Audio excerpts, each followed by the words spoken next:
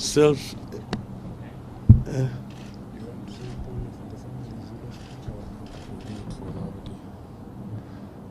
No, and on another issue, we are saddened at what happened last night in EMBAKASI, where there was an explosion at an LPG filling plant, which has caused death, I'm told by now, of 4 Kenyans, and that very many people actually have been injured. We're told that people have different degrees of burns who have been treated at different institutions belonging to the Nairobi County Government.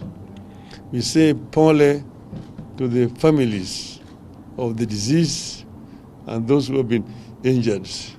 We are with them at this very difficult time, but we want a proper investigation to be carried out about these illegal activities which is being carried out in the residential areas where people live, which end up with this kind of losses here.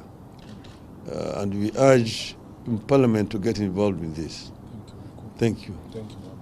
Thank you.